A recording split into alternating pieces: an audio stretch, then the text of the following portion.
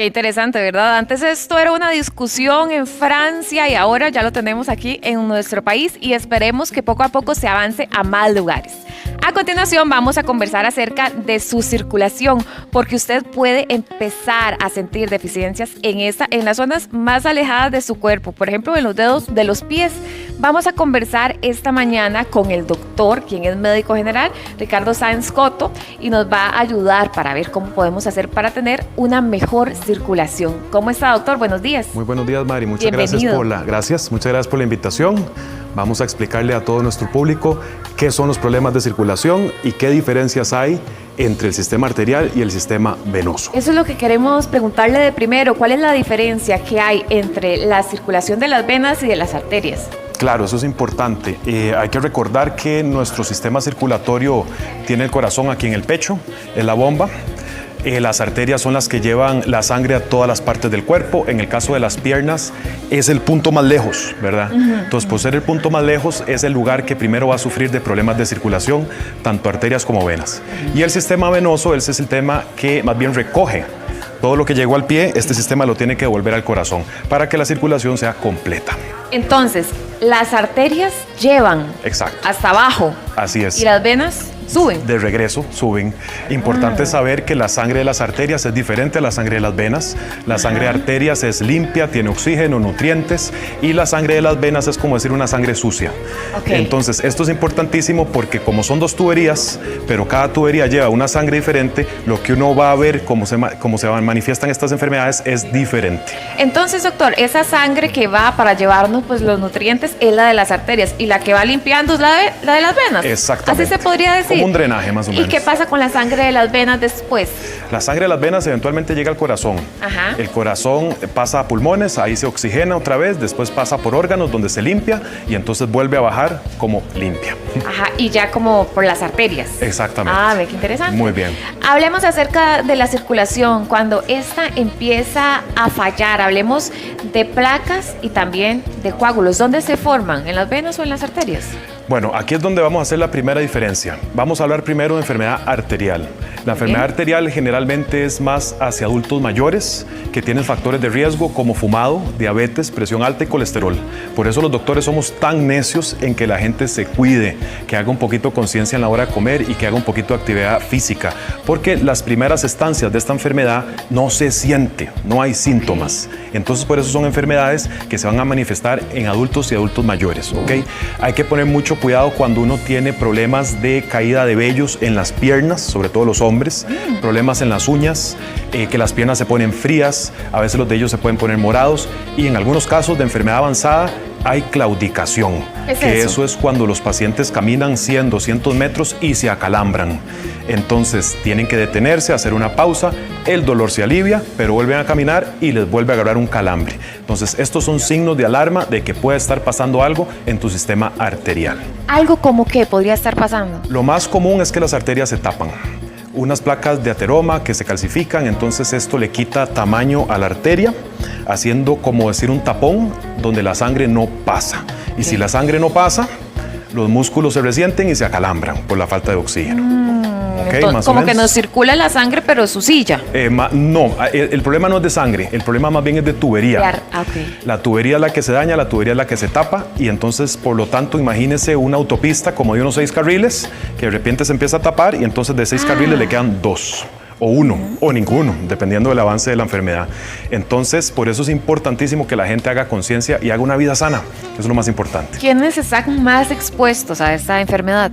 Adultos mayores es el target, ¿verdad?, de esta enfermedad. Y como dije antes, fumadores, diabéticos, importantísimos. Diabéticos. Problemas de colesterol y presión alta. Esos son los típicos. Los típicos pacientes. Hablemos de las personas que son mayores de 40 años, que quizás tienen ciertos factores de riesgo, como usted lo explicaba, la diabetes, también el sobrepeso, quizás no hacen ejercicio y si tienen mayores probabilidades de sufrir problemas de circulación. ¿Y por qué?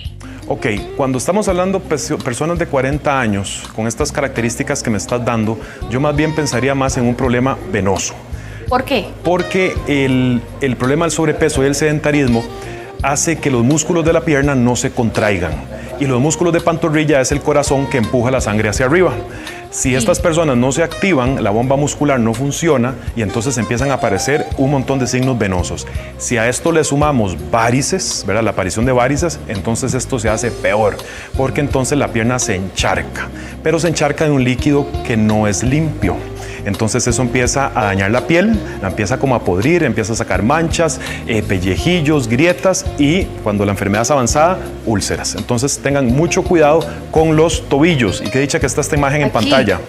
Los tobillos es el primer lugar donde uno como médico se fija si hay algún problema de circulación. ¿Y qué ve usted en el tobillo? O sea, aquí está este tobillo, por ejemplo. Ajá. ¿Qué vería usted acá si tuviese mala circulación? Todo este montón de arañitas que son en forma de corona, eso es como un primer signo de que algo está pasando en esa pierna con las venas. Y uno lo que hace es quitárselo, pero por estética. Pero ¿qué es lo que está señalando eso? Bueno, eso está señalando que hay un poco de congestión dentro de la pierna, ¿ok?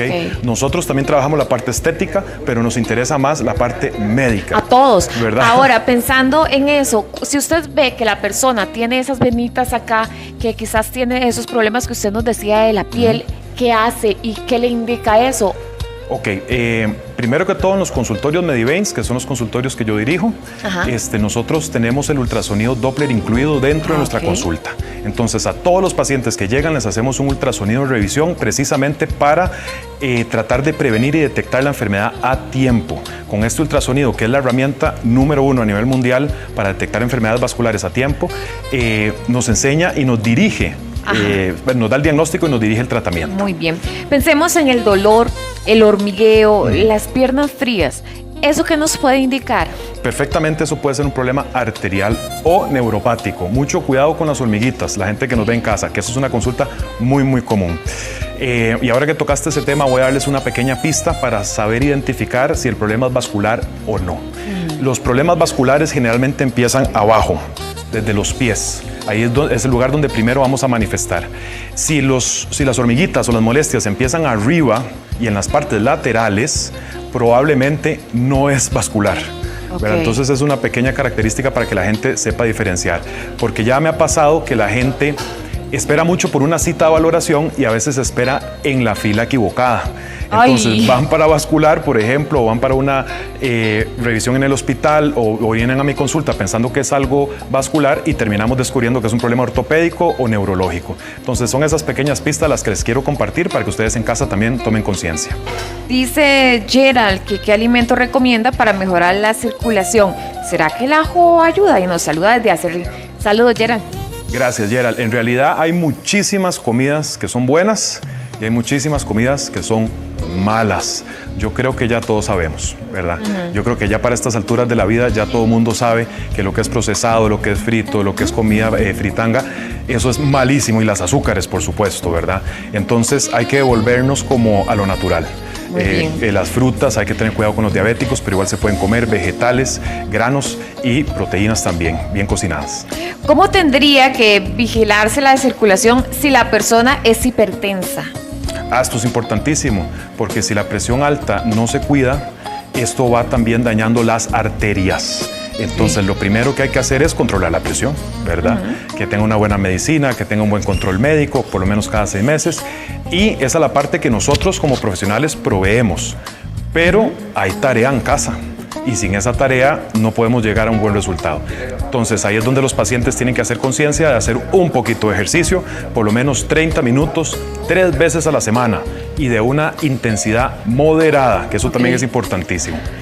Dice Morenita acerca de la mala circulación, si puede causar adormecimiento en los pies. ¿Será eso lo que tiene? Sí puede causar adormecimiento en los pies, sobre todo las enfermedades avanzadas y en adulto mayor. Si alguien joven está teniendo esto, me gustaría indicar que eso tal vez puede ser un problema neurológico primero. Sin embargo, hay casos de casos. El otro día recibí una chica de unos 22, 23 años que me contaba que jugaba fútbol y durante los entrenamientos se le dormían los dedos y el pie se ponía pálido. Hicimos un ultrasonido y detectamos que había una arteria tapada. Inmediatamente hicimos referencia para el cirujano vascular del hospital y gracias a Dios la terminaron operando exitosamente. Ay, qué dicha, gracias a Dios lo detectaron. Don Jorge nos saluda. Un saludito, don Jorge, nos está contando que él es diabético y pregunta acerca del tema de la circulación en las piernas. ¿Qué le recomienda para mejorarla? Porque ha tenido inconvenientes con esto. La diabetes es una enfermedad traicionera, difícil de controlar. A mí me gustaría tal vez recomendar que sea lo primero que él tiene que hacer. Okay. Si controla el azúcar, controla lo demás. Y importantísimo, ejercicio. Somos muy necios los doctores en esto, pero es que es verdad. Todo lo que es grasa, todo lo que es azúcar sigue siendo combustible y ese combustible se tiene que gastar. No se puede acumular en el cuerpo porque si no trae problemas. Entonces, don Jorge, por favor, póngase en control con el azúcar, tómese las medicinas bien y ejercicios. Carly está preocupada porque ahorita que usted lo mencionó, lo de los pelitos en la pierna, porque ella dice que nunca ha tenido. Entonces, que si tendrá problemas en las venas. Vamos a ver, los pelitos en la pierna generalmente es un problema arterial y es de adultos, después de los 50. Entonces, son esas personas que tuvieron pelitos en las piernas toda la vida y llegaron a estas edades y de repente notan que ya no tienen o que se van cayendo poco a poco. Ahí es donde yo me preocuparía un poquito e iría a consultar, por supuesto. Ok. Doña Erika, la saludamos, le mandamos un abrazo. Dice doña Erika que ella padece de la circulación en la pierna derecha. Bueno, es que tiene un desgarre de grado 2 en la parte de la pantorrilla que usted nos decía que es el motor que impulsa para arriba. Entonces, a ella le preocupa porque a veces se acalambra y pregunta que qué le recomienda. Ella no fuma, pero es hipertensa. Bueno, ahí me está mezclando temas porque el desgarro es un problema ortopédico. Esa parte. Y entonces hay que mejorar el desgarro con fisioterapia y una vez rehabilitado ya ella debería empezar su actividad normal y corriente para rehabilitar el sistema circulatorio. Y los desgarros de segundo grado sí se pueden rehabilitar con tratamiento de fisioterapia y medicina, así que no creo que necesite cirugía. Ok. Angie nos está contando que la abuelita tiene 83 años, está con una placa de calcio en la arteria femoral. Pregunta si ella será candidata para cirugía o solamente para tratamiento, porque está empezando a sentir hormigueo en los pies. Se le ponen fríos y a rato siente calor, ardor, fuego y le imposibilita caminar cada vez más. Este paciente que me estás diciendo es el típico paciente de enfermedad arterial avanzada. Okay. Entonces, lo que nosotros le podemos ofrecer es una valoración con ultrasonido para confirmar si las arterias tienen flujo. Hacemos una prueba del índice tobillo-brazo para estadiar la enfermedad arterial, a ver si es leve, moderado, grave o crítico, y depende de lo que aparezca, se tiene que referir al cirujano vascular. Ya el cirujano vascular tendrá sus propias técnicas de diagnóstico y él decidirá cuál opción de cirugía o tratamiento es la que le conviene. Depende también si estos adultos mayores son muy funcionales o no, ¿verdad? Porque hay de todo en esas épocas de la vida. Hay personas que están en cama, otras que son más activas, entonces eso también juega a favor. Doctor, le agradezco mucho. Nos quedaron un montón de preguntas. Las contestamos sí. Ahorita, un momentico. Con mucho gusto. Gracias. Y también otra invitación sería aceptada. Muchísimas gracias. Un placer. Muy amable, gracias por acompañarnos. Gracias a todos. Continuamos, Diego. Buen día. Lamentablemente hay personas que piensan que estas pistolas de lo que llamábamos antes salvas son inocentes y las usan para dispararles a animales. Sin embargo, tenemos el caso de un búho que llegó al Zoave mal herido en una de sus alas. ¿Qué fue lo que le pasó a este búho? Porque debemos hacer reflexión sobre el uso de este tipo de armas contra animales. Bueno, hoy nos acompaña la doctora Ivana María Gordienko del Zoave, a quien le damos los muy buenos días. Doctora, tal vez para que usted nos cuente un poquito cómo fue que llegó este búho, ¿verdad? Para que usted nos cuente. Buenos días.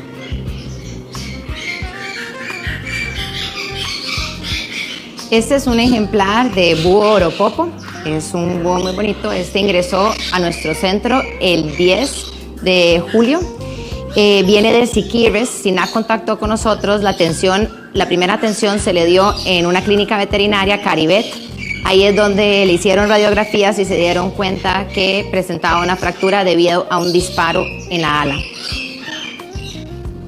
Entonces, después SINAC contactó con nosotros para que viniera hacia nosotros, para que él recibiera ya todo el adecuado tratamiento y el manejo para una especie como esta. Doctora, y tal vez para que usted me cuente cómo es que se da estos disparos, ¿verdad? Con estas pistolas de aire comprimido y qué daños tan graves pueden ocasionar esto en la fauna silvestre. ¿Cómo se va qué? ¿Cómo se dan esos daños que reciben en los animales? El daño que ocasionó fue una fractura en la ulna. Por el mismo impacto de la bala, él presentó una fractura en el ala, aquí en la ulna. Aquí podemos ver dónde ingresó la bala.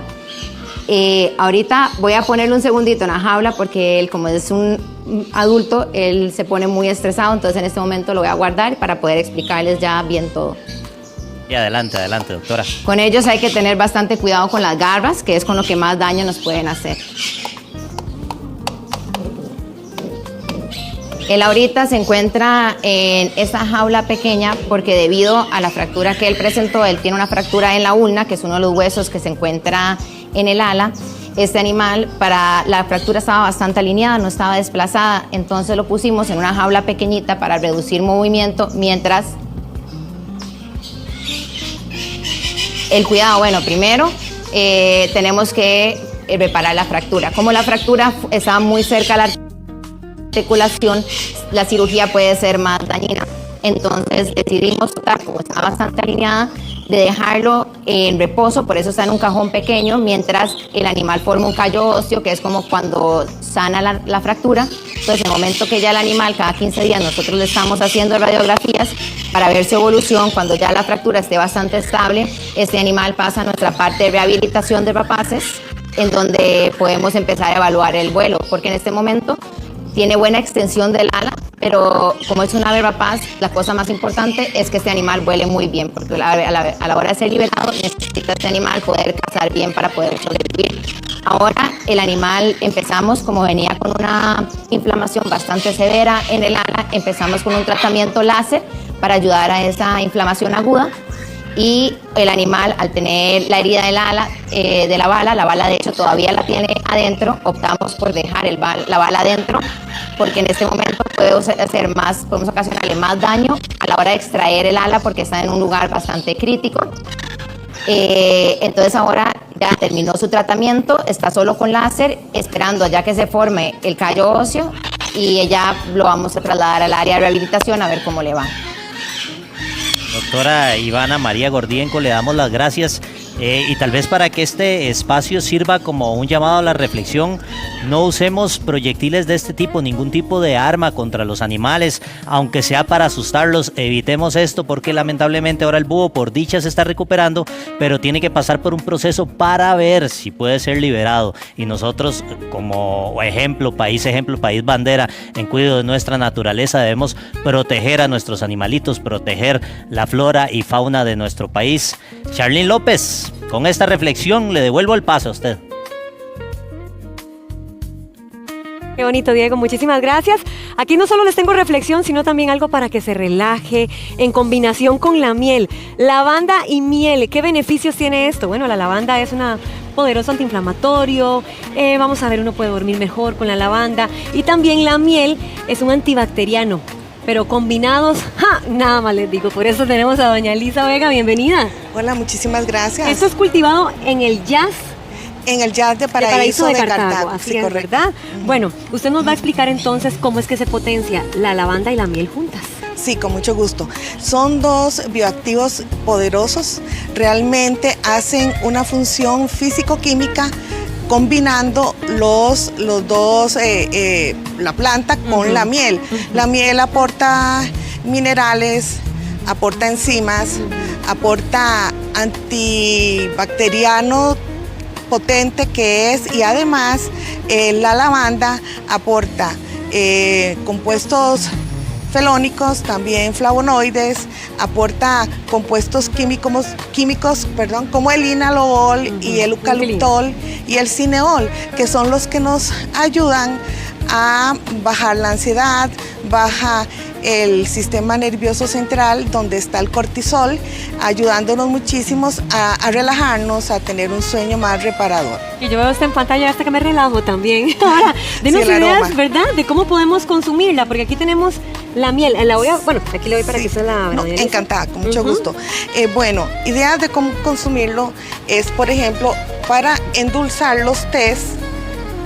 Se endulzan con miel de abeja, potencia muchísimo la lavanda que está aquí adentro, este tecito es de lavanda, y por ejemplo también los podemos consumir con yogures. El yogur griego, por ejemplo, es excelente con esta combinación. Y además de que sabe delicioso. Sí, y la miel pues aporta los azúcares sanos que podríamos utilizar para nuestra actividad diaria. ¿En qué nos beneficia esto? ¿Cómo lo podemos tomar para poder absorber, verdad? Valga la redundancia, todos estos beneficios. Sí, lo podemos usar, por ejemplo, en el desayuno con pancakes, con avena, con tostadas, ya lo vimos aquí con el yogur.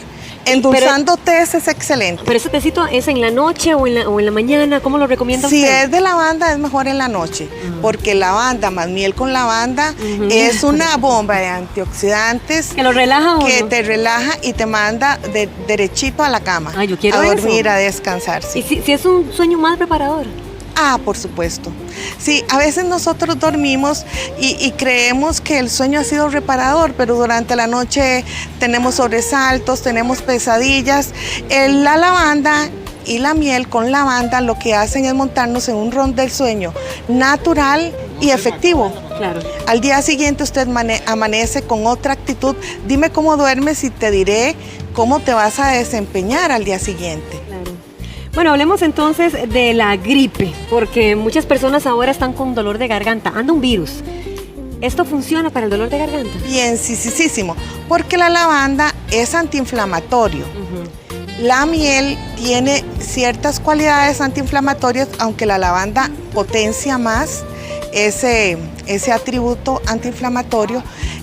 Con miel de abeja, pues para todo lo que es estas zonas de la garganta, alivia mucho.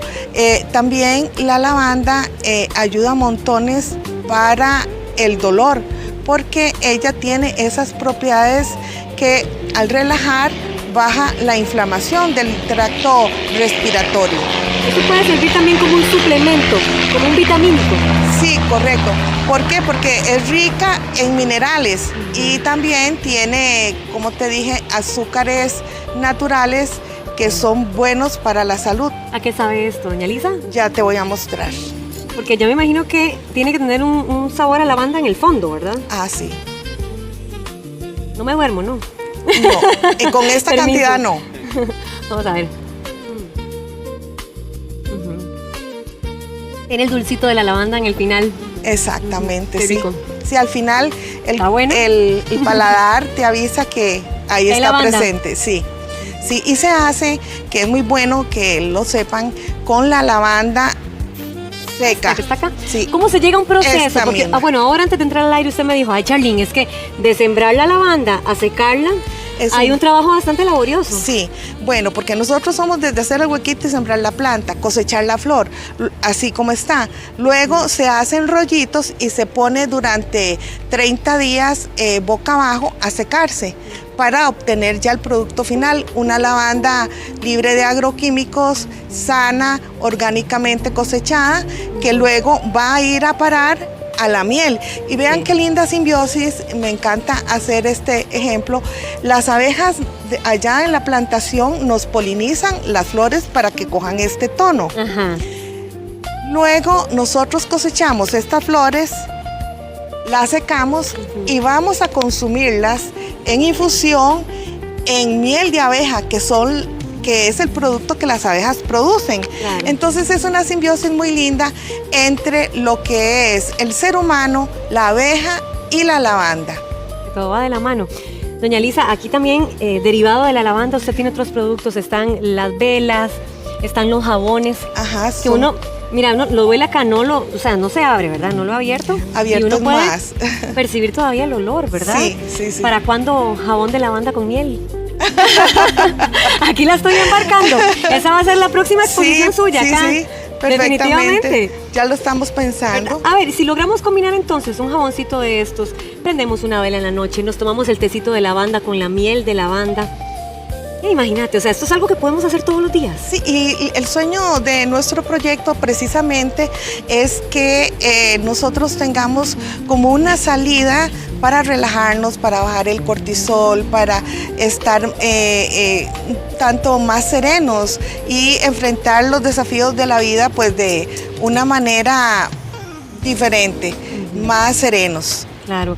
Ahora que estábamos hablando de la lavanda seca, ¿esto se consume igual? ¿Se puede hacer en infusión? Sí, correcto. Por ejemplo, para hacer la infusión Por ejemplo, que ¿está hice acá. ¿Lo puedo abrir? Sí, claro. Con permiso. Ahí puedes ver que están las Ahí flores está. secas. Acá está. ¿Cuánto se deja más o menos reposando?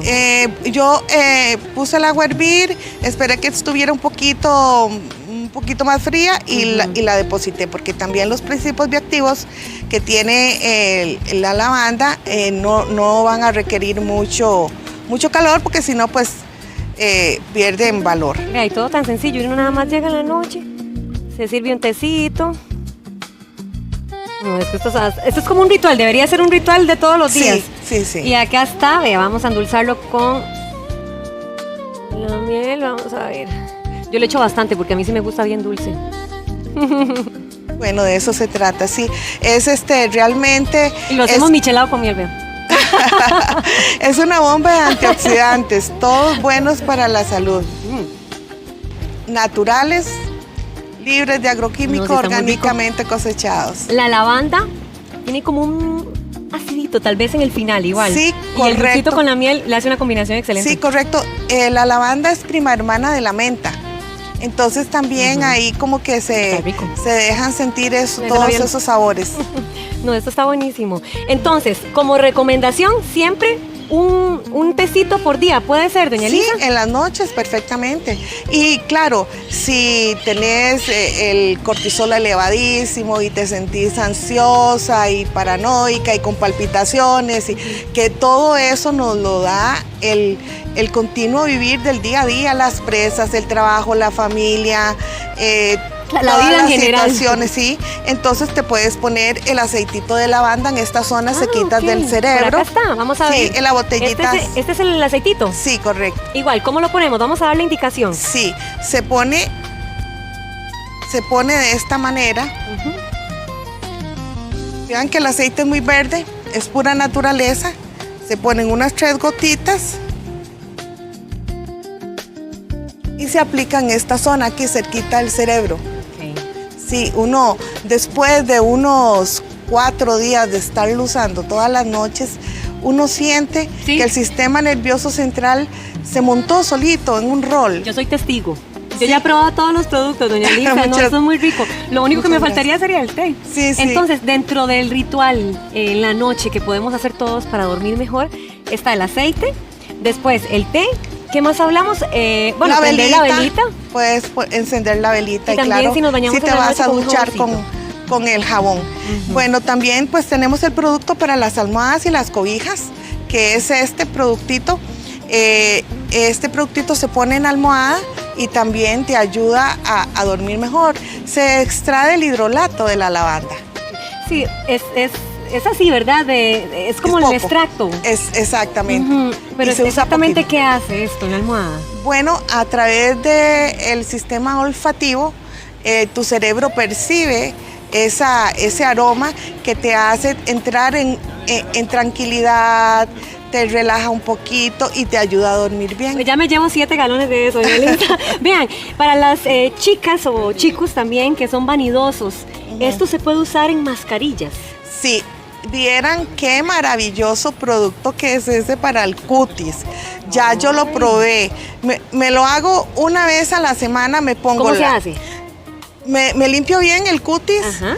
luego me aplico la miel, que como ya todos saben, está ahí fusionada la lavanda, que por cierto, la lavanda, para los que no saben, es muy utilizada en la cosmetología Qué rico que se ve. francesa. Ajá. Se utiliza muchísimo el extracto de su aceite para hacer cremas de esas que son bien caritas, De las ¿verdad? de marca de diseñador. Correcto. Y de las marcas comerciales carísimas. Pero aquí lo tenemos todo a mano. La miel, que es creada por la misma naturaleza, las flores de lavanda, que es creada por la naturaleza. Y yo digo que por Dios, porque antes de las medicinas, de la pildorita, para estar uno tranquilo, de las farmacéuticas, existían las lavandas. Y así la humanidad se la jugó, digamos, por mucho tiempo para curar heridas, para aliviar dolores, para bajar estrés. Bueno, hablemos también de los bichillos, porque se dice que la lavanda los espanta.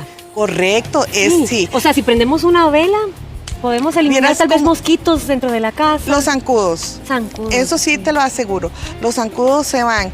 Por ejemplo, la lavanda aleja hasta los escorpiones.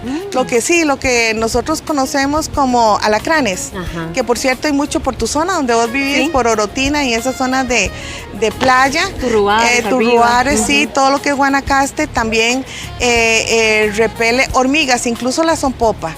Y la bendita cucaracha esta que es Ay, tan- que es que cuando vuela Sí. ya uno se le quita lo valiente, ¿verdad? Ah, sí. Ok, podemos poner lavanda por toda la casa entonces como recomendación. Sí, Vean, sí, correcto. qué rico. Con este ramito de lavanda los voy a dejar. Muchísimas gracias, doña Lisa. Encantada, con todo gusto.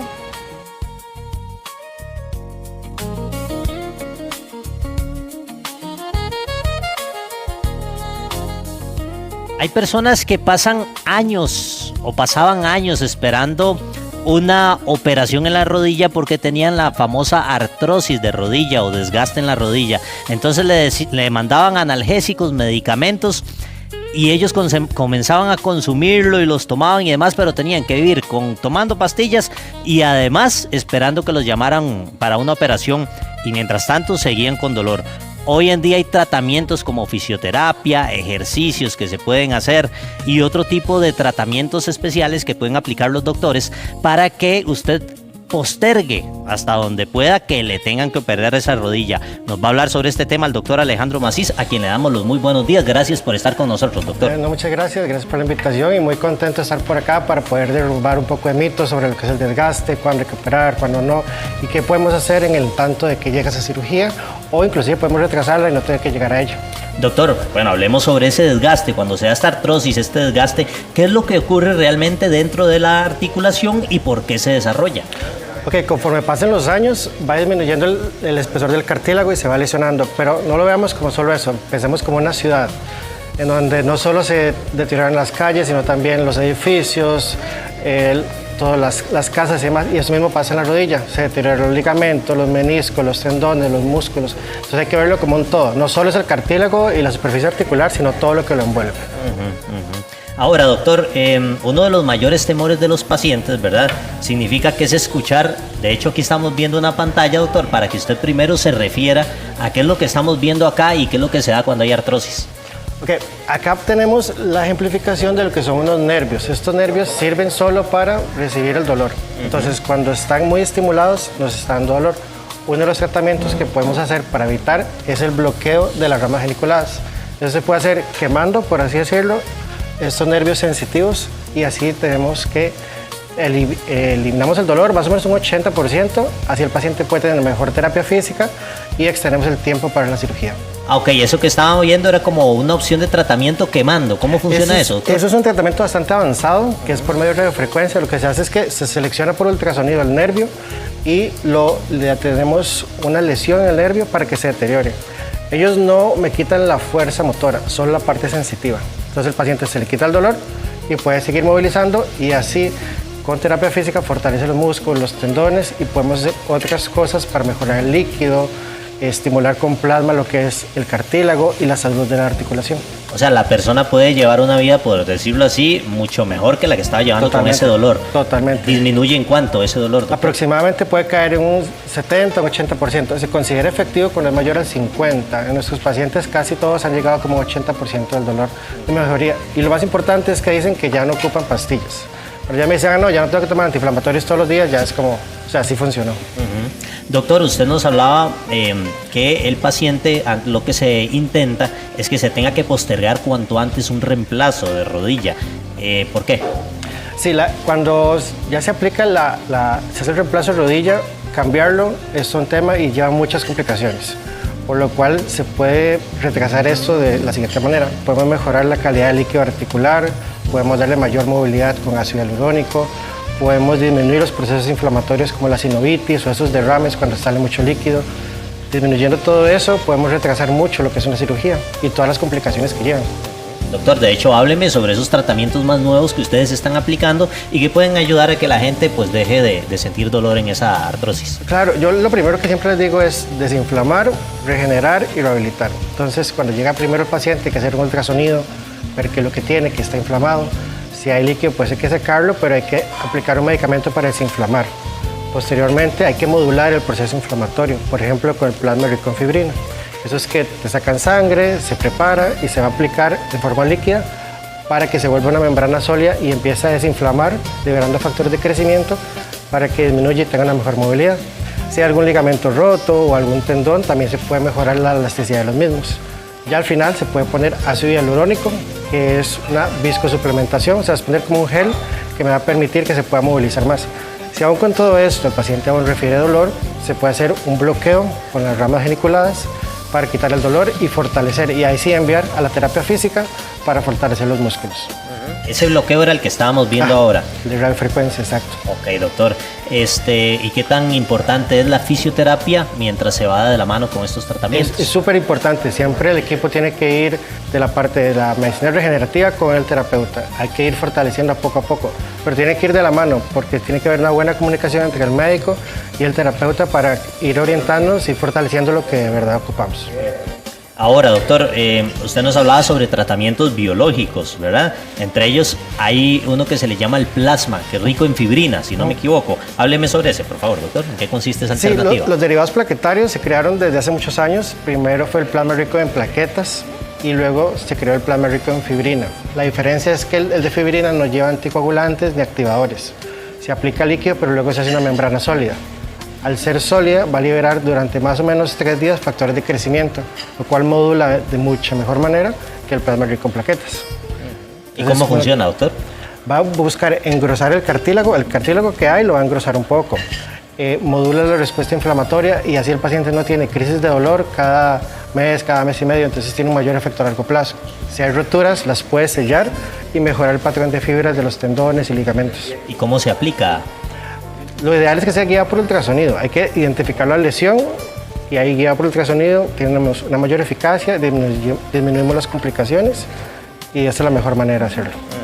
También, doctor, se habla de la radiofrecuencia geniculada. Cuénteme cuál es este procedimiento. Eso es justo lo de los nervios. Cuando el paciente aún tiene bastante dolor, lo que podemos hacer es seleccionar los nervios por el ultrasonido, que es algo nuevo que podemos hacer con equipos de alta gama para poder identificarlos y generar una lesión en el nervio y que se mantenga sin dolor durante más o menos un año. Inclusive hay unos que llegan hasta el año y medio sin dolor. ¿Y está indicado en todos los casos de artrosis? Siempre hay que hacer una prueba terapéutica. Siempre se hace la localización con anestesia local y si el paciente tiene alivio, quiere realizárselo, se lo puede realizar. Es importante que él no pierda fuerza motora. A veces hay un temor de que el nervio, ya luego el paciente no se pueda mover, pero no, la fuerza motora sigue igual. Lo que vamos a disminuir es la sensibilidad. Doctor, vea lo que nos dice Kashir. Él dice que tuvo un accidente en el 2013. Quedó con condromalacia patelar grado 3. ¿Ese tratamiento que usted está mencionando, el de radiofrecuencia geniculada, lo ayuda? En este caso lo que le recomendaría sería plasma rico en fibrina para buscar mejorar el entorno del cartílago. Que esté en grado 3 es un desgaste avanzado, pero todo el resto del cartílago se puede mejorar y se puede engrosar.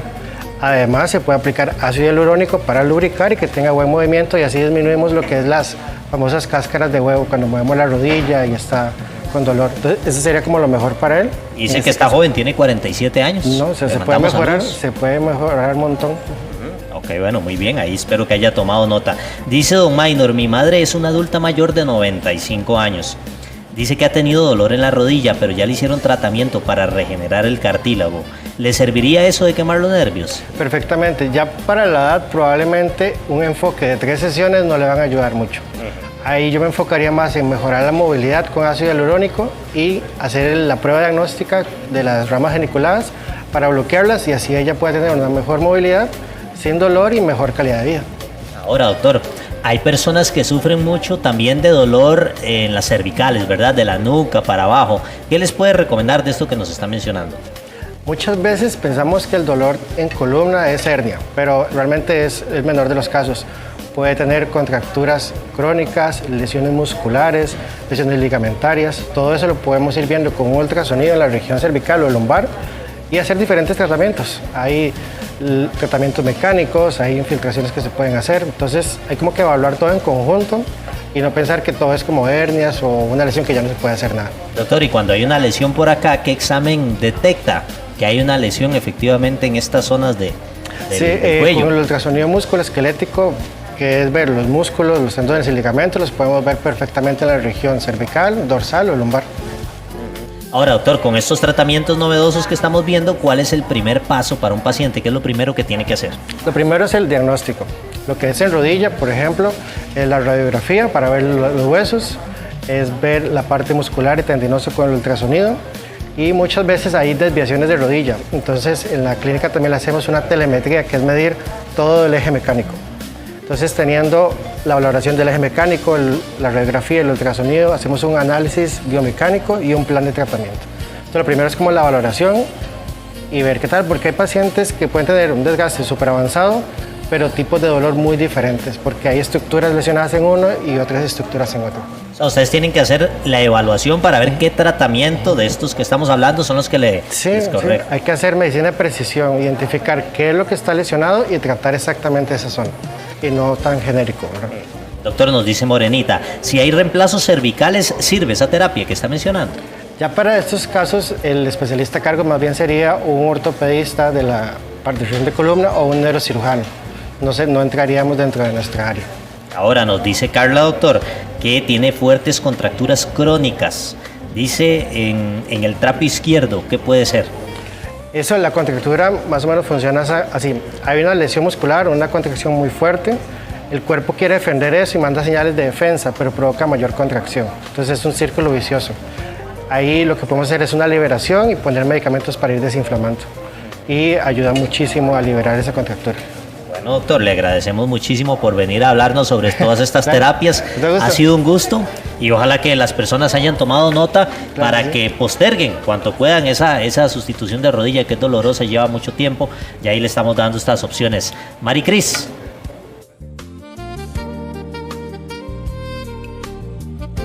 Muchas gracias, Diego. Vamos a conversar acerca de cuando usted tiene paciente en casa. Quizás algún familiar suyo le hicieron alguna cirugía, un procedimiento, y usted dice, bueno, ¿y ahora qué hago? Yo no soy enfermera, no soy enfermero, ¿qué le doy de comer? ¿Cómo lo siento? ¿Cómo se duerme? ¿Será que voy a necesitar tal vez pues traer a una persona que sea especialista en cuidar pacientes para poder atenderle? Vamos a resolver estas dudas. Para eso tenemos con nosotros a nuestra enfermera Amanda Solano, quien le damos la bienvenida. Buenos días, ¿cómo está, Amanda? Muy bien, por dicha, gracias por el espacio. Gracias por estar acá. Amanda, después de una cirugía que ya le dan al paciente de alta del hospital y se lo lleva ya uno para la casa, lo que surgen son un montón de dudas. ¿Qué es lo que está ocurriendo en esa etapa después de la cirugía? ¿Qué está pasando en el cuerpo del paciente?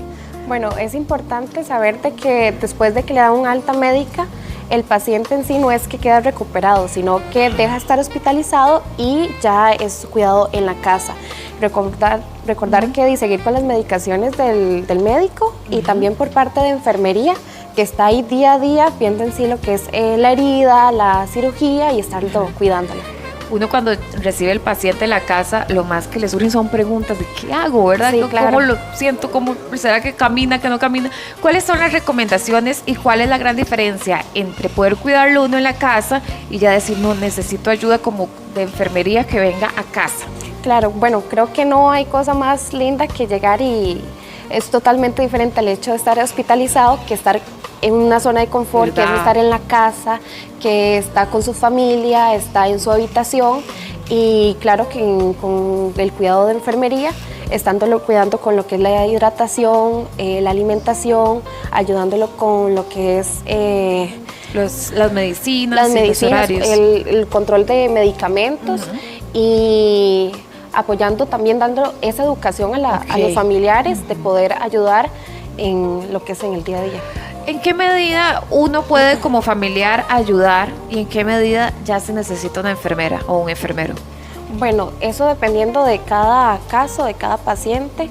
Recordar que, bueno, lo que es como asistente de paciente es como en sí lo cotidiano, diario, y lo que es enfermería son procedimientos ya específicos. ¿Cómo qué? Por ejemplo, ¿qué podría hacer yo, por ejemplo, una mortal que no estudió nada relacionado con esto?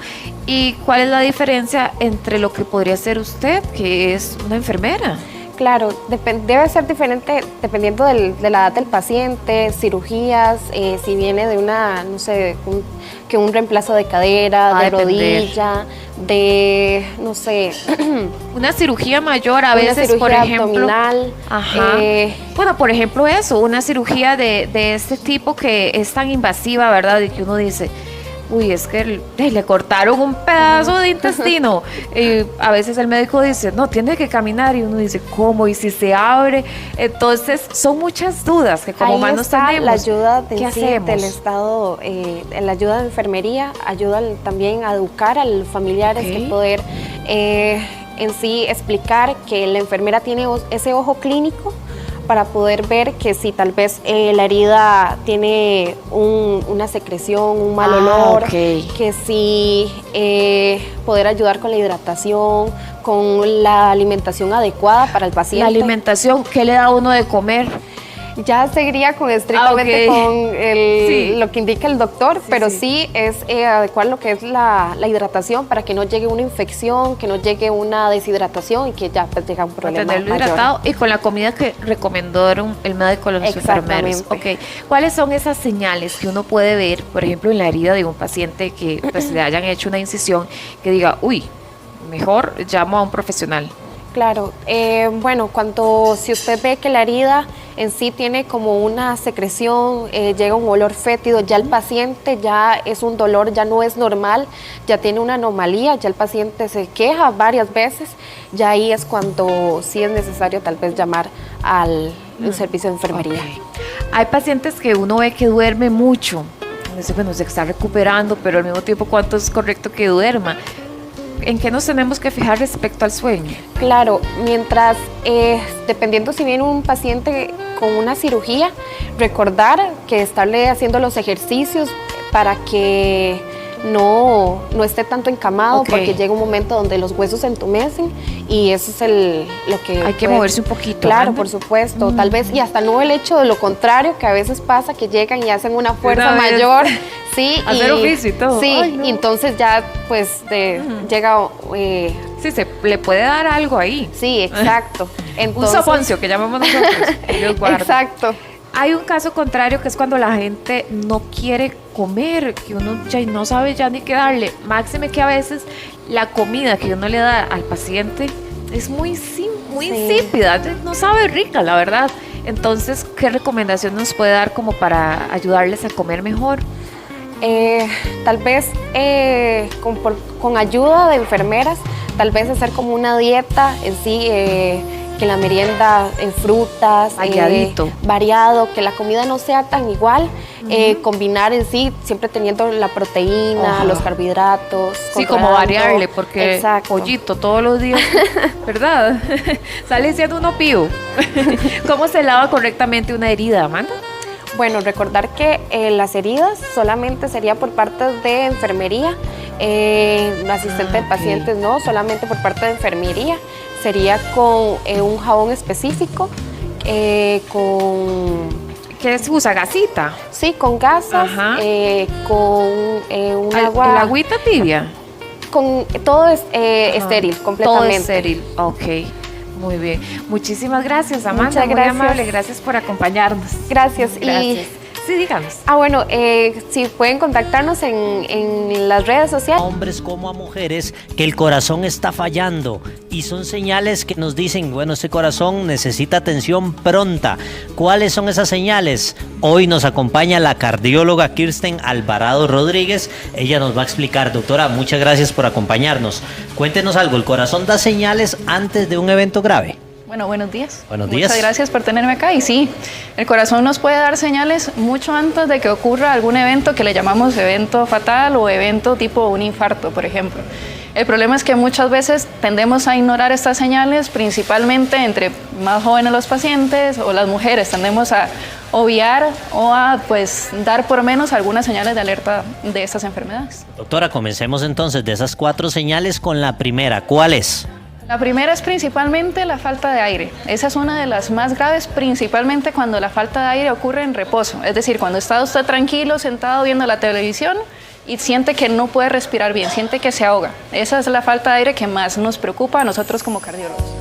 Y otro tipo de falta de aire que nos preocupa, y vamos a dividirnos en otros 2 síntomas diferentes.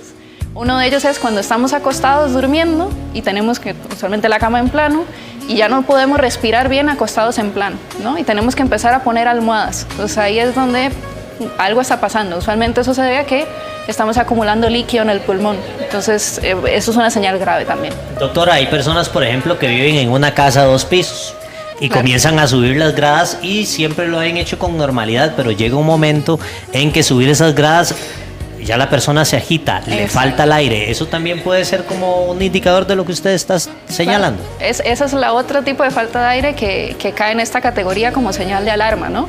Cuando hacemos una actividad física como subir gradas, caminar 100, 200 metros con normalidad y de repente un día notamos que subimos la misma cantidad de pisos o caminamos los mismos 100, 200 metros y no logramos llegar, no logramos terminar. Tenemos que subir 3 gradas y parar a tomar aire o caminar 50 metros y parar porque no logramos tener suficiente oxígeno para poder seguir. Esa es otra señal de alarma de que el corazón no está bombeando suficientemente bien. Doctora, hay personas que duermen con una almohada, pero con el pasar de los años, algunos necesitan 2, 3 almohadas cuando antes solamente una. Esa sensación, tal vez porque les falta el aire, por eso de las almohadas, también puede ser indicador, entonces. Sí, ahí hay que diferenciarlo bien de, pues, hay condiciones, por ejemplo, como la gente que tiene reflujo, que necesita dormir un poquito más inclinado, etcétera, ¿no? Pero entonces, obviando o quitando estos escenarios, sí, cuando usted normalmente puede dormir en plano y de repente necesita varias almohadas para poder respirar durante la noche, eso sí es definitivamente una señal de alarma. Esa es la segunda señal, doctora, entonces. Sí, señor, esa es definitivamente una señal que hay que prestarle atención, que no es normal empezar a tener falta de aire mientras dormimos. ¿Y qué es lo que está pasando entonces en el corazón? ¿Qué es lo que nos está diciendo? Usualmente eso es una señal de que el corazón está bombeando menos, con menos fuerza de la normal, es decir, el oxígeno no puede salir bien al resto del cuerpo, no se puede oxigenar bien y por tanto también tendemos a acumular líquido en el pulmón. Claro, a la hora de estar de pie, el líquido tiende a acumularse en la parte inferior, pero cuando nos acostamos el líquido se redistribuye en el resto del pulmón y por eso cuando estamos acostados en plano es esa sensación de tener que levantarse para poder tomar el aire, ¿no? Entonces es ya sea que usted tenga que poner varias almohadas para dormir o por ejemplo en medianoche tiene que despertarse como con esa sensación de agarrar aire, exactamente. Eso es una señal de alarma. Doctora, hay personas también que se les hinchan las piernas. ¿La hinchazón de piernas es la tercera señal? Esa es otra señal, sí, es la tercera señal, pero es muy importante aquí hacer la diferenciación. Porque podemos tener hinchazón de piernas, por ejemplo, cuando pasamos muchas horas sentados en un avión, en un bus, en el carro, ¿no? Y eso puede ser algo ya normal o algo de insuficiencia venosa, que es otro signo. Entonces, esta es una señal de alarma, pero hay que prestarle atención, no necesariamente podría ser del corazón, pero sí es importante que, por ejemplo, si usted se nota que siempre se ha logrado ver los tobillos y de repente un día no se puede ver sus tobillos, sus propios tobillos, o lo más sencillo es poner el dedito y estripar el tobillo. Y cuando usted ve, tiene que quitarlo y no se tiene que quedar marcado. Si usted marca el dedo y el dedo suyo queda marcado en el tobillo, significa que hay una hinchazón bastante importante, que está acumulando líquido. El líquido se está acumulando en las piernas y eso es una señal de alarma también de que el corazón puede que esté fallando para bombear suficientemente. Doctora, ¿y las palpitaciones aceleradas? Esa es la cuarta señal, Diego. Entonces eso es muy importante porque puede ser que estemos igual tranquilos, sentados en reposo y de repente notemos que el corazón va más rápido de lo normal o bien que notamos irregularidad en los latidos. Notamos unos latidos normales y unos latidos que van pues más acelerados o más retrasados. Eso también es una señal de alarma porque usualmente las arritmias pueden ser un signo de alarma de que el corazón está fallando en su fuerza de bombeo. Doctora, de hecho aquí tenemos en nuestro Facebook a Carla, que Carla nos está haciendo la consulta también relacionada con este tema porque ella nos dice lo siguiente: padezco de presión alta, pero hay días que me da mucha taquicardia, ¿qué podrá hacer? Claro, precisamente es la cuarta señal de alarma, ¿no? Y la hipertensión es uno de los factores de riesgo más importantes para tener precisamente disminución en la fuerza de bombeo del corazón. Entonces, ahí es donde tenemos que revisar, hacer un examen físico primero, obviamente revisarla, pero también ahí es importante exámenes como el electrocardiograma o el Holter, que son exámenes que nos permiten chequear el ritmo del corazón, ya sea en un momento determinado o en 24 horas, para poder determinar qué tipo de palpitaciones o a qué responden esas palpitaciones que tiene el paciente. Nos dice Jorge, soy diabético y en la noche me despierto. Tengo que quedarme un rato sentado para poder respirar y volver a dormir. Precisamente fue la segunda señal de alarma que hablamos ahora, ¿no? O sea, el hecho de ya no poder dormir en plano tener que poner almohadas es una señal de alarma que debería de encendernos para poder consultar y chequear que la fuerza de bombeo del corazón no sea la causante de ese síntoma. Ok. Nos dice Virginia, ¿es normal que después de toser mucho le falte el aire? Puede ser que cuando tengamos lo que llamamos una tos muy repetitiva o un acceso de tos, como se le dice, puede ser que después de eso quedemos con un poco de falta de aire. Lo normal es que se alivia un par de minutos después. Lo que no es normal es pasar con esta tos consistente todo el día, que sea una tos que tenga mucha producción de flema o que sea una falta de aire, como le digo, que se permanece durante todo el día, incluso sin la tos. Ahí sí es un signo de alarma. Doctora, hay parte de estos síntomas que tal vez puedan pasar inadvertidos. Claro. Lo digo porque dice Silsa, ¿cómo hace si uno toma en cuenta estos síntomas que usted está mencionando? Va al médico y no le da importancia. ¿Qué puede hacer uno? Eso es una muy buena pregunta, la verdad, porque sí son signos de alarma que ya básicamente nos está diciendo como el corazón, algo está pasando, ¿no? O sea, la fuerza de bombeo no es normal, o hay alguna cicatriz dentro del corazón, o alguna de las válvulas no está funcionando bien. Entonces, definitivamente, pues le recomendaría buscar otra opinión, porque sí es algo que hay que revisar con, idealmente, como les decía, electrocardiograma, un ultrasonido del corazón, algo que nos permita visualizar cómo es que está funcionando el corazón. Nos dice Miga, doctora, si le falta el aire solo por caminar, el corazón suena duro, como 101 latidos por minuto, se hincha el estómago. Ya visitó a un doctor, dice, y él dice que más bien que le dio como un ataque de risa. Dice que hasta pedir permiso le dijeron y el jefe le dijo que fuera otro doctor más serio.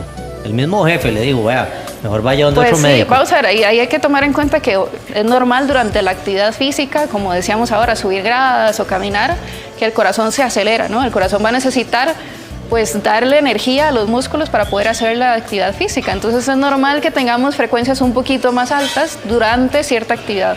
Lo que no es normal es que esto se sienta muy irregular, que sienta mucha fatiga, que sienta mucho las palpitaciones. Entonces, pues ahí es donde repetimos la recomendación de que mejor buscar otra opinión, definitivamente. Vea, doctora, lo que nos está diciendo Giselle. A mí lo que me pasa, ella se da cuenta en la noche, dice que le da una palpitación como fuerte, pero solo así, como un brinco que pega el corazón y ella se levanta. Claro, eso es muy comúnmente un síntoma que describimos cuando tenemos un latido extra del corazón, que llamamos un extrasístole. Entonces el corazón va con un ritmo regular, de repente tenemos un latido extra y se siente como un espacio después, ¿no? Entonces, sí, eso definitivamente también es algo que hay que estudiar. Doctor, aquí tenemos esta pantalla para que repasemos de nuevo las señales para que la gente esté atenta en casa. Claro, entonces estas son las 4 señales como para recalcar la importancia de lo que hemos hablado hoy, que básicamente lo de dormir con varias almohadas es que ya no tenemos esa capacidad para poder dormir en plano por sensación de ahogo o ese despertar con ahogo en media madrugada, por ejemplo. Falta de aire estando sentado en reposo o bien al hacer esfuerzos pequeños como caminar o subir gradas. Lo de las piernas o tobillos hinchados, especialmente cuando ya va terminando el día y sin una causa aparente, es decir, no tenemos una causa que nos justifique por qué tenemos los pies así y hacemos el signo que se explicaba ahora de hacer la presión sobre el tobillo y vemos el dedo marcado en el tobillo. Y lo de las palpitaciones, que es lo que hablamos ahora, de latidos o muy fuertes, sentimos muy rápido o bien que las sentimos de forma irregular de cómo vamos normalmente con los latidos del corazón. Doctora, nos dice Betsy, ¿a qué se debe que a uno le dé bradicardia? Eso puede ser muchas cosas, desde pacientes que hacen mucho ejercicio, los pacientes que usualmente son con mucha condición física tienden a tener frecuencias del corazón más bajas, como puede ser efecto de algunos medicamentos que causan que la frecuencia del corazón esté más baja. Bueno, bradicardia es eso, ¿no? La frecuencia del corazón está más baja de lo normal. Como puede ser un signo de alarma de algo desde el punto de vista eléctrico del corazón que sí hay que chequear. Entonces, doctora, cualquier opción podría ser. Muy bien. Doctora, nos dice Chari que aquí está. Mari dice que la mamá tiene un marcapaso y le da mucha taquicardia, que si eso es normal. Vamos a ver, sí y no. Podría ser que esté con taquicardias por una arritmia que no se haya documentado hasta el momento. Entonces sí sería bueno que, en caso de que tienen marcapasos es muy fácil porque chequean simplemente el aparato y con eso nos da la información de cómo está la actividad eléctrica del corazón. Pero si es ya una taquicardia que le da, estando ella tranquila en reposo y siente que el corazón va rápido, eso sí definitivamente no es normal, hay que chequearlo. Nos dice Yari, yo sufro de espondilicitis.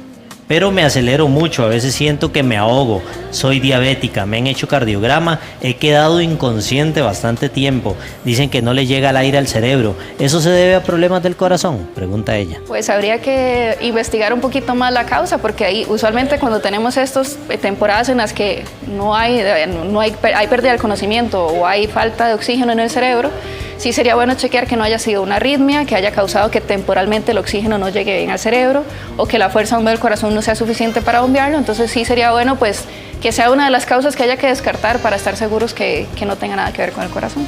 Doctora, nos dice Lidiet, a ella le pasa que está sentada y le falta el aire y se le seca la boca. Precisamente una de las señales que hablamos ahora, ¿no? Entonces, sí, eso es un signo de alarma para poder investigar más a fondo qué está pasando con el corazoncito. Kiara nos dice, ¿qué pasa si siento que me duele mucho el corazón? A veces, y la mayor parte del tiempo hasta estando en reposo me da taquicardia y llega un punto donde se le duermen los brazos. Sí, eso hay que prestarle también atención. Ahora, el dolor lo dejamos de fuera hoy porque hablamos de señales un poco más de señales de alarma de enfermedades que pueden ser un poco más con el tiempo, ¿no? Pero el dolor de pecho sí es totalmente otro tema, porque sí hay diferentes causas de dolor de pecho, no necesariamente del corazón, pero sí es importante cuando el dolor de pecho es como una presión muy fuerte, cuando se mueve el dolor a mandíbula, brazo izquierdo, hay sudoración fría, son motivos para consultar emergencias por ese dolor. Vea qué interesante lo que nos dice Margaret con lo de las señales. Mi mamá duerme con muchas almohadas porque no puede dormir recta. Pasa que falta con mucha falta de aire todo el día y además el pecho se le escucha como apretado, pero dice que en los exámenes no le sale nada. ¿Qué puede hacer ella? Pues ahí hay que investigar un poquito más a fondo, ¿no? Tener tal vez un poquito más de malicia y buscar bien con calma. Hay exámenes de sangre que podemos hacer para saber si el corazón está bombeando bien. Está el ultrasonido del corazón como tal, la radiografía de tórax. Hay muchos exámenes que necesitamos pues tener todos en la mesa como médicos para poder descartar y ya 100% estar seguro de decir que eso no es corazón y pues buscar las otras causas que podría tener detrás de eso. Definitivamente no es normal. Claro. Definitivamente no es normal. Doctora, nos dice Ninoska, mi hija de 9 años se le pone en morado los labios, le cuesta respirar y se le acelera el corazón. No sabe si es el corazón o ansiedad. ¿Qué le podemos decir a ella? Siempre que eso es un detalle muy importante porque muchos de estos signos de alarma de los que hemos hablado hoy se confunden con otros síntomas o les dan otras etiquetas como crisis de ansiedad, de pánico, etc. Yo personalmente soy de las que pienso que es mejor descartar que no haya nada grave primero y después de eso pues podríamos achacar a estrés, ansiedad, a nervios, etc. Pero sí sería bueno primero tener objetivamente que no es algo grave, que no es algo de corazón, que no es algo de pulmones, etc. antes de poder ya ponerle el nombre de que sea una crisis de ansiedad como tal. Claro, nos dice Kimberly, hace días vengo con un dolor debajo de la costilla derecha y cada vez que toso me provoca el dolor, me hacen el electro y sale normal y padezco de presión alta. ¿Tiene que ver algo del corazón? Ya que cuando me da ese dolor no puedo respirar y se me va el aire. Si es precisamente localizado cerca de algún sitio de hueso, por ejemplo, como ella acaba de mencionar, que sea costilla, que tenga relación con algún esfuerzo que haya realizado o que el dolor cuando usted se lo toca empeora, es un dolor que no es tan típico del corazón. Buscaría otras causas como revisar que no sea que tenga alguna fisura, que no tenga alguna lesión, que cuando respira le molesta precisamente porque obviamente la costilla se mueve y que sea esa la causa de por qué tiene el dolor. Doctora, vieras que le hemos sacado el provecho a usted y a la exposición que ha venido a hablar hoy del corazón. La gente está muy interesada y tenemos varias consultas en nuestro Facebook. Usted se queda unos minuticos conmigo. Y respondemos, claro que sí. Claro que sí, doctora. Sí. Kirsten Alvarado, cardióloga, muchas muy buena. Gracias por esta exposición que nos vino a dar hoy. Muchas gracias. Ahora sí seguimos y vamos a hablar de algo que le interesa a usted, porque uno de los debates más importantes en Costa Rica en este momento es la jornada laboral. Unos dicen 4x3, es decir, trabajar 4 días, descansar 3, pero también hay otra propuesta que busca pasar la jornada de 48 a 40 horas. ¿A quién no le va a gustar? Bueno, mientras todo esto sucede, bueno, puede ser que algunos, mientras todo esto sucede, también hay reglas que se deben respetar al momento de pagar los horarios trabajados en Costa Rica y de eso vamos a hablar. Con la abogada María Salazar, que está aquí con nosotros también para resolver sus preguntas a través del Facebook, que vamos a estar pendientes. ¿Cómo le va? Muy buenos Bienvenida. días, Maricris. Buenos días, Cristian. Y Hola. buenos días a todas las personas que nos están viendo el día de hoy. Vamos a hablar primero acerca de cómo está la situación, pero ahorita, en este momento, de cuánto es la jornada diurna, la nocturna y la mixta.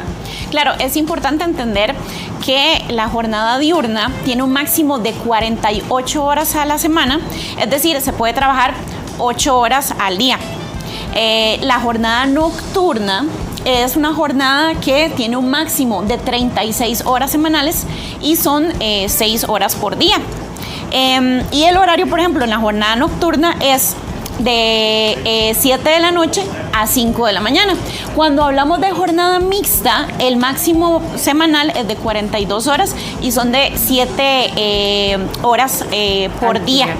Entonces, la jornada mixta comprende tiempo de la jornada diurna, tiempo de la jornada nocturna, entonces por ende tenemos una jornada mixta. Esos son los límites, digamos, de las jornadas comúnmente y están comprendidas en el del artículo 136 al 142 del Código de Trabajo para los que quieren echarle una ojeada. Para que lo vayan a revisar ahora, las horas extraordinarias, las horas extra, ¿cómo influyen en esa suma de las 48 horas semanales y cuáles son las reglas para pagarlas?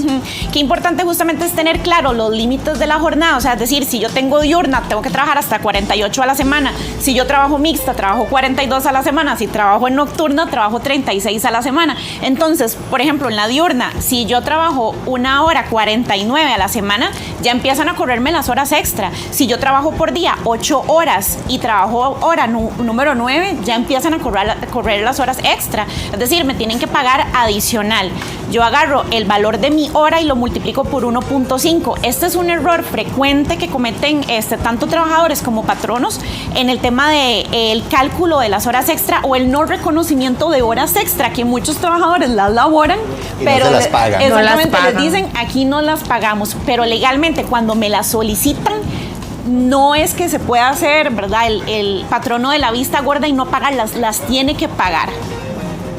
Ahora, pensando en este proyecto de la jornada 4.3, ¿en qué consiste? ¿Cómo cambiaría la legislación? ¿A quién se le podría aplicar esta forma de trabajo? La jornada 4x3 es una jornada que permitiría a los trabajadores laborar 4 días por semana durante 12 horas. Y tener 3 días consecutivos de descanso. Eso es en jornada diurna. En jornada nocturna, entonces vamos a tener a un trabajador laborando 3 días en jornada nocturna durante 12 horas, teniendo 4 días consecutivos de descanso. ¿Ok? Esto va a aplicar para ciertos tipos de trabajo. Por ejemplo, va a aplicar en zonas francas, va a aplicar en empresas ya más detallado, en empresas, por ejemplo, que hagan dispositivos médicos, en empresas que por la continuidad de la línea de operación que tienen no pueden parar la maquinaria, entonces 24 horas está en constante trabajo, ¿verdad? La maquinaria. Entonces, son empresas que están las 24 horas del día laborando. Ese tipo de jornadas pues ha generado muchísimo debate para las personas que están a favor y en contra. ¿Por qué? Bueno, porque hay personas que están a favor en cuanto a que indican que va a haber más inversión extranjera, o sea que van a querer venir más empresas a operar por medio de estas jornadas, que podría haber una mayor productividad, que va a haber una mayor conciliación entre calidad de vida para los trabajadores porque van a tener 3 o 4 días libres a la semana. Pero hay gente también que se ha manifestado en contra y también tienen sus razones válidas. Dicen que este tipo de jornadas pues no son aptas para la salud de las personas porque trabajar 12 horas seguidas, aunque sea durante menos días, afecta muchísimo la calidad de vida de las personas y su salud emocional y física. Y también incide directamente en una menor productividad y también hay una contradicción porque mientras los que están a favor dicen que hay una mejor conciliación entre calidad de vida de las personas trabajadoras con la familia y con una conciliación mejor entre ese tiempo que pasan con familia, las personas que están en contra dicen sí, pero esos 3 días seguidos que le tocan no necesariamente le van a coincidir con el fin de semana, no necesariamente van a ser viernes, sábado y domingo, podría Eso ser es lunes, cierto. martes y miércoles. Dice que los chiquillos están en la escuela. Ahora, Exactamente. hay un plan piloto que también está dentro de estas iniciativas que busca que que algunas empresas empiecen a probar el trabajar jornadas de 40 horas y no de 48 como está ahorita. ¿Ese plan de qué se trata y cuáles serían las empresas que podrían ser parte de eso? Sí, en este momento hay 2 proyectos de ley que están en la corriente legislativa justamente que pretenden reducir de 48 a 40 horas semanales sin reducir el salario, que esto es muy importante porque la gente generalmente se confunde y dice, no, si me van a reducir las horas, yo no quiero que me reduzcan el salario. No le van a tocar el salario. Y aplicaría en este momento, si entrara en vigencia este proyecto de ley, a las empresas que voluntariamente quieran voluntariamente, ¿verdad? Quieran optar por un hay fila, me imagino. Qué raro. Sí, el problema es que no creo que vaya a haber mucha fila. Sí, imagínese usted que fuese patrono y le dicen, no, va a trabajar menos y páguele igual. Voluntariamente uno pero no va a dice producir que sí. mejor, tal vez. Bueno, tal vez vaya a producir mejor. Ese es un buen punto. Sí. Vea, aquí habló el líder sindical. Y yo la patronal, ay no, los dos somos empleados realmente. Sí, somos de la clase obrera. Que respaldan lo que dice Cristian, o sea, eso es muy importante porque el tema creo que es que no hay mucha sensibilización sobre el tema y todavía no se ha explicado muy bien a los patronos justamente los beneficios de rebajar una jornada, o sea, porque ya hay muchos estudios de la OIT y mientras en diversos cumpla países con el trabajo, que lo que dicen es que cuando una persona incluso reduce su jornada laboral es más efectivo, más productivo, la persona trabaja más feliz y contenta y genera mejores ingresos y rendimientos. Trabajan 6 horas. Hay un montón de consultas en el Facebook. Dice Maye, para un trabajador jornalero, ¿cómo sería el pago y hasta qué hora? ¿A qué hora empieza su jornada y a qué hora debería terminar para una persona que es jornalera? Bueno, es que eso va a depender también de las condiciones que justamente le indique el patrono al inicio de su relación laboral, porque generalmente podríamos ver que tal vez en una persona jornalera podría iniciar su jornada a partir de las 5 o 6 de la mañana y debería ser una jornada diurna, pero básicamente debería estar como contemplada en unas 8 horas al día. ¿Qué pasa, dice Eliezer, con el horario de trabajo que es de 8 horas y descansa 1 hora? ¿Cómo será eso, Eliezer? En medio del... Son 8 horas de trabajo y una, la que llamamos de almuerzo, digamos. Exactamente. Justamente eso que está hablando Eliezer es, ¿verdad? Sí, es una jornada discontinua o fraccionada. ¿A qué me refiero con eso? Que, por ejemplo, esa hora que tiene no es una hora paga, a no ser que la empresa disponga lo contrario, pero generalmente no se toma como una hora paga, sino que se finaliza labores, qué sé yo, a las 12 mediodía, de 12 a 1 esa persona tiene chance para el descanso, salir de la empresa, hacer algún mandado, etcétera. A la 1 de la tarde vuelve a ingresar.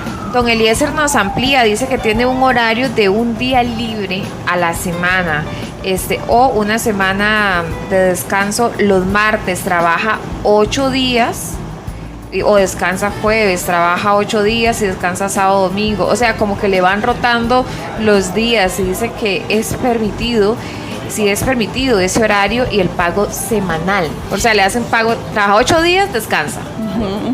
Qué buena pregunta, porque hay muchos patronos que aplican ese tipo de jornadas que en lo personal a mí no me parece para nada bien, porque la Constitución Política y el Código de Trabajo establecen que por cada 6 días de labores continuas yo tengo que tener un derecho a un día de descanso. 6 días. Y él trabaja 8. Exactamente. Entonces estamos viendo que él está trabajando hasta 8 días sin descanso y lo sacan un día, ¿verdad? Libre. Entonces está trabajando, digamos que una jornada que podría considerarse pues ilegal. Exhaustiva, sí, por ser ilegal también. Sí, dice Carla. Hola, por ejemplo, yo trabajo de lunes a viernes, pero los sábados cubro eventos como horas extra. Entonces, si trabajo 12, por ejemplo, de 7 a 7, ese sábado, ¿serían horas mixtas o no? ¿O cómo se tienen que pagar? De 12 a 7. No, trabaja de lunes a viernes normal. Ajá. Los sábados horas extra. Ajá. Pero de 7 de la mañana a 7 de la noche en eventos. ¿Cómo se paga? Se pagaría a 1.5. Entonces serían prácticamente 12 horas por 1.5. ¿Le va a llegar? ¿Le va a llegar bien, Carla? Sí, le va a llegar bien. Carla, nos invitan, ¿no? Mentira. Dice Kat, ¿cuánto sería el salario de una persona cuidadora de ancianos y también que administra el hogar? Es decir, hace todo el oficio del hogar, administra todo y cuida a una persona adulta mayor. Hay una tabla de salarios que está publicada en la página web del Ministerio de Trabajo, justamente, que según incluso la ocupación, por ejemplo, que tenga la persona, si a esta persona le están pidiendo algún tipo de grado académico, bachillerato, licenciatura, y dependiendo también del tipo de ocupación, así se va a consignar el salario. Entonces no podría especificar en este momento cuál es el salario, pero hay una tabla que está en la página web del Ministerio de Trabajo, o sea, la tabla de salarios del 2026, porque cada año van a cambiar, ¿verdad? En enero está actualizada. cambia. Dice Víctor, yo trabajo con un recargo del 50% de salario, más por lo cual trabajo 12 horas diarias, pero dice que el reflejo de la ganancia no se nota en nada. Entonces, ¿esto funciona así? ¿Hay un recargo salarial para las personas que trabajan 12 horas diarias? Ve qué interesante este caso en particular. No me está diciendo esta persona si es trabajadora de confianza, asumo que no, ¿ok? Entonces, esta persona probablemente está trabajando en una jornada diurna hasta 8 horas y está trabajando entonces 4 horas extra todos los días. Entonces él está diciendo que le están pagando un 50% más del salario, pero que en realidad, o sea, no está ganando como debería de. O sea, porque habría que sacar el cálculo matemático de que esas 4 horas por todos los días de la semana que las está laborando a 1.5, si realmente compensa respecto al tema del 50% de salario más que le están pagando. Porque si no compensa, por un lado le están pagando mal, o sea, porque es ilegal que nada más le reconozcan todos los meses 50% del salario sin sacar un rubro exacto del cálculo de las horas extra que él está laborando. Entonces sí me parece que él podría, por ejemplo, ir guardando toda la documentación de las horas extra que está laborando, ese rubro adicional que le están pagando, guardar toda la documentación, y podría interponer algún reclamo administrativo o judicial para cobrar las diferencias salariales. Don Walter le pregunta qué pasa con esos trabajos que son manuales. Él está pensando seguramente en las jornadas 4-3. Trabajar 12 porque horas dice, ahí. de 12 horas ahí trabajando de manera manual, sí afecta. ¿En esos casos también aplicaría? Excelente. Ahí en el proyecto de ley justamente está establecido cuáles son los tipos de puestos en que se podría desempeñar este tipo de jornadas y cuáles no se van a poder. Por ejemplo, cuáles no se van a poder en las que son peligrosas o insalubres. Ejemplo, o muy cansadas, por decirlo así. Ejemplo, un chofer que por el agotamiento podría tener algún tipo de accidente. Sí. Una persona, por ejemplo, que trabaje en una bananera y tenga que estar cargando los bananos, un peón agrícola, no va a poder desempeñar jornadas 4x3 porque es muy cansado. O sea, son varios ejemplos, pero son muchísimos los que están en el proyecto de ley que quedarían excluidos. Muchísimas gracias, licenciada. Para servirles. Gracias. Nos quedamos contestando. Nos quedamos contestando.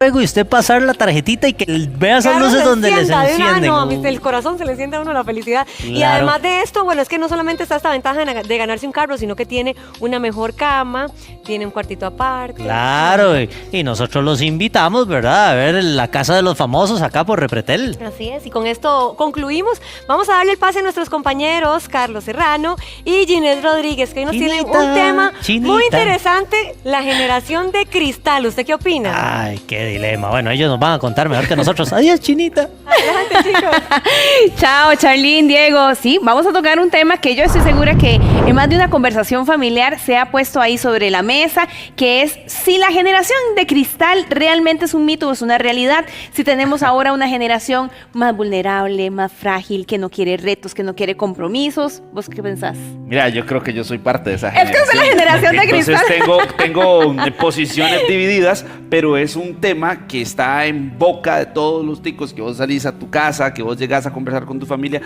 pero es que, vieras que pasó tal situación esta semana, y yo creo que es porque es de la generación de cristal, pero a veces asociamos el término a un término muy despectivo y genera molestia, genera cierta roncha para quienes formamos parte de esa generación, que se lo vamos a preguntar ahorita a los expertos. Primero saludarte, Saray y Polio, qué bueno tenerte de nuevo por acá, sos de la casa, coach de vida, y que vas a ampliar también en esto y trajiste hasta una copa para la validación o no del tema. Correcto.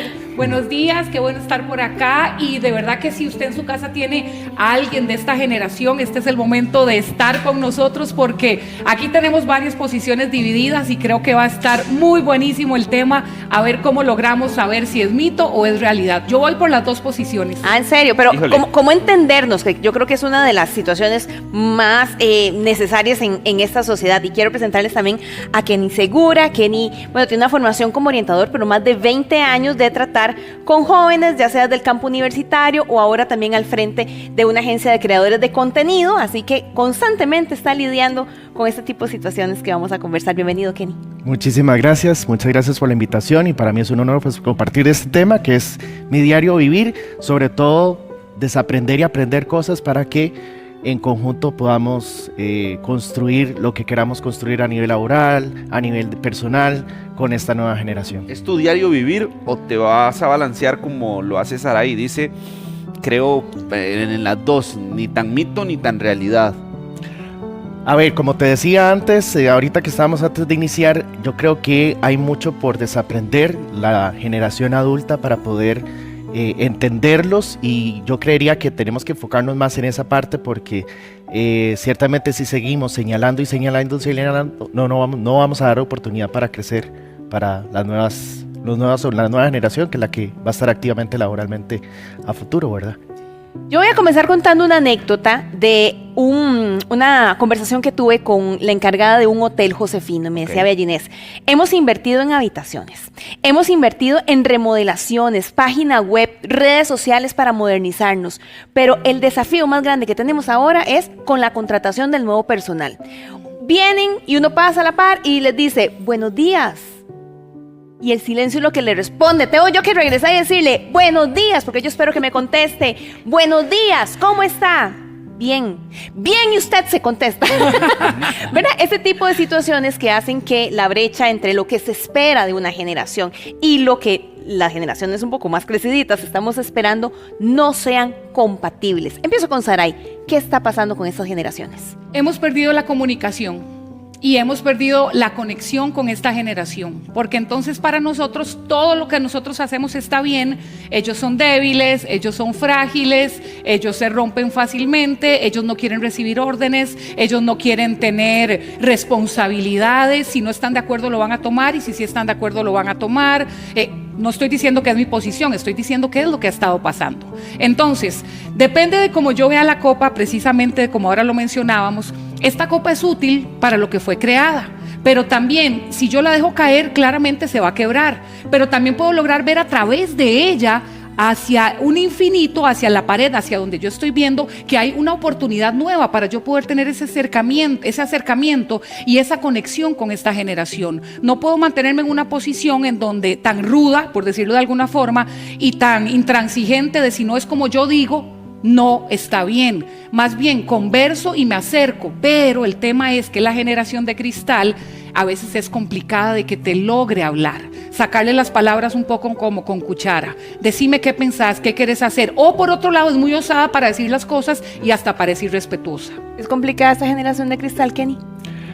Yo diría que es complicada la comunicación entre las dos generaciones, ¿verdad? Porque es como un estira y encoge donde realmente no hemos llegado a una puesta en común, sobre todo en la forma en la que tenemos que nosotros dirigirnos a ellos, porque hasta cierto punto hay un efecto espejo, ¿verdad? Hay un efecto espejo a tal punto donde nosotros, la generación tal vez más adulta, pues tenemos la expectativa de una respuesta tal como nosotros lo aprendimos, como nosotros lo vivimos, como nosotros lo hicimos o incluso como nosotros lo hacemos.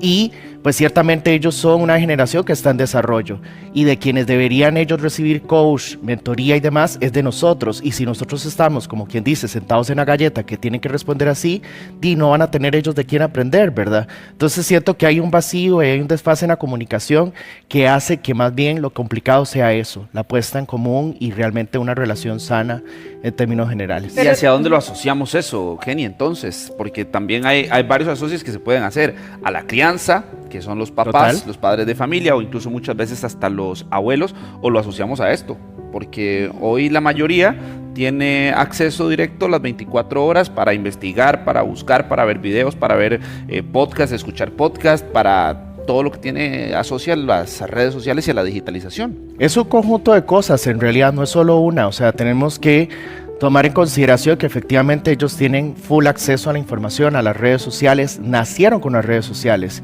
Quienes puso el celular desde su niñez para que comieran, ¿quién fue? Sus papás, no se los pusieron ellos solos. Entonces, realmente hay que tomar en consideración que la sociedad en sí y ciertamente pues los recursos que los adultos en su momento tenían, pues hizo formar a esta generación. Incluso nosotros también vivimos a nivel social que la pandemia y muchos factores a nivel sociales globales que incidieron en que ellos tengan hasta cierto punto ciertas debilidades, ¿verdad? Que nosotros vemos. Tenemos ahí en pantalla el número de teléfono al cual queremos que usted nos envíe sus audios por WhatsApp. Recuerde que son audios. Ahí usted prende el micrófono y nos envía lo que usted quiere opinar sobre ese tema de la generación de cristal. 8883-1111. No son llamadas, no son mensajes escritos, son mensajes de audio, lo que queremos que usted nos envíe. Ahí tiene el número de teléfono para que participe en esta conversación. Yo quisiera retomar un punto que antes de que estuviéramos aquí ya sentados en el tema, yo dije, un momentito, dejémoslo ahí. Porque Saray decía una frase, pero sí es cierto que son menos resistentes a la frustración. Correcto. Sí, son menos resistentes o por lo menos no saben cómo afrontarla. Pero entonces aquí nuestro debate fue extra cámara. Bueno, ¿quién nos enseñó o quién les enseñó? Bueno, entonces yo decía, pero a nosotros tampoco nos enseñaron. Simplemente era una orden y se acata. No había el tema de por qué. ¿Por qué tengo que comer? ¿Por qué tengo que lavarme los dientes? Porque todo es desde la crianza, todo es desde la base, desde cuando están chiquititos. Lo que mencionabas ahora, le doy el teléfono, la chupeta electrónica para yo poder comer un momento en lo que él también come o hace lo que quiere. Entonces, hay frases como, por ejemplo, yo no pedí nacer, la mencionaba yo ahora, así que merezco todo, ¿verdad? Nadie pidió nacer y todos merecemos lo mejor de la vida, pero ahí es donde entra el punto de cómo estoy yo validándome, cuál es mi identidad. ¿Es un like? Ahora de hecho estaba viendo que la tendencia no es tanto dar like, porque no quiero mostrarme o no quiero verme vulnerable a dar un like, pero sí estoy viendo el contenido. Ahora la tendencia es voy a guardar el video, voy a guardar lo que estoy viendo, pero no quiero pronunciarme visiblemente porque no estoy seguro si quiero que vean que estoy de acuerdo con lo que estoy viendo, ¿verdad? Porque antes entonces todo era la identidad. ¿Cuántos likes tenés? ¿Cuántas reproducciones tuviste? Eso te hacía ser alguien. ¿Cómo me enfrento al fracaso? ¿Es un fracaso la persona o es un fracaso el no poder desarrollar algo que estaba haciendo? Porque esta generación cree, primero, que no tiene identidad, porque entonces me escondo en la máscara de todos queremos tener las mismas cejas, por decir algo. Todos queremos tener los mismos labios, la misma nariz. O me escondo en quién soy. ¿Cuál es la validación? ¿Valgo por lo que soy o por lo que tengo? Por el carro, por el lugar que visito, por las vacaciones que tengo. Y la frustración es cómo yo manejo esta emoción de que quise lograr algo y no salió como yo esperaba. ¿Eni? Yo voy a poner, por ejemplo, como ejemplo, el tema de las cámaras y la fotografía de rollo, ¿verdad? Evolucionamos a la fotografía digital. Y ciertamente, pues, quienes enseñaban de fotografía tuvieron que evolucionar ante el cambio, ¿verdad? Porque sí o sí la fotografía digital llegó para quedarse, a pesar de que tal vez se consideró en aquella época que era una moda. Yo lo comparo con esto porque ciertamente seguimos empeñados en educar, en formar, en que aprendan de la misma forma en la que antiguamente se aprendía, ¿verdad? Y digamos que la generación nueva es la fotografía digital. Tenemos que adaptarnos a que hay un cambio, sí o sí. Y yo siento que también en la generación adulta hay una resistencia a ese cambio. A actualizarse, actualizar la forma de comunicarse, actualizar incluso los programas educativos en los centros y en las universidades, sobre todo. ¿Cómo les están enseñando ahorita a los docentes a trabajar con estas generaciones? ¿Será de la forma apropiada, acorde al nuevo perfil que ellos tienen? Siento que hay como que aceptar que hay un cambio, que ya la generación no es la misma y que los métodos no son los mismos y hay que aprender hay que desaprender para aprender las nuevas formas a través de las cuales ellos van a poder desarrollarse. Veamos la siguiente nota que nos relata y nos explica también de dónde viene el término generación de cristal, porque yo creo que ahí es donde se basa la conversación mucho. El término, insisto, para algunos despectivo y es lo que genera alarmas que suenan un poco más fuerte cada día. Veamos la siguiente nota. Seguro usted ha escuchado alguna vez la frase de que esta generación ya no aguanta nada. Basta una conversación familiar, una reunión de trabajo o las redes sociales para que aparezca el término generación de cristal.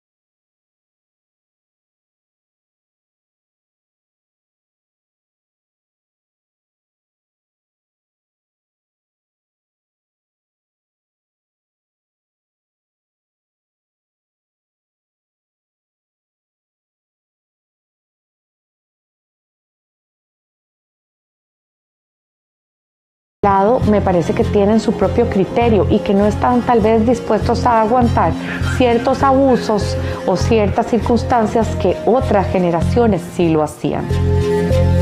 Más que una definición científica, especialistas señalan que generación de cristal es un término social.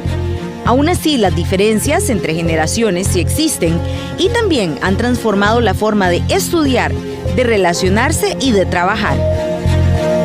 Hoy en día los colaboradores buscan cosas muy distintas a lo que se buscaba en un pasado.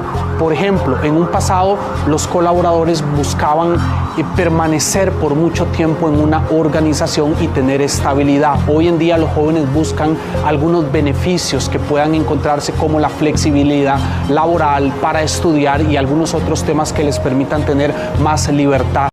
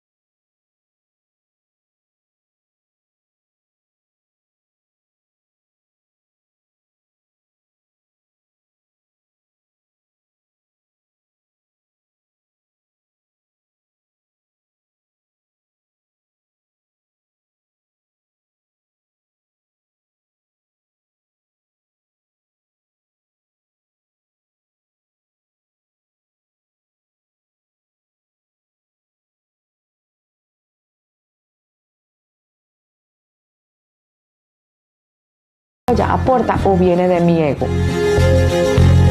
Más que decidir quién tiene la razón, el reto parece ser entender que cada generación crece en contextos distintos. Etiquetar puede simplificar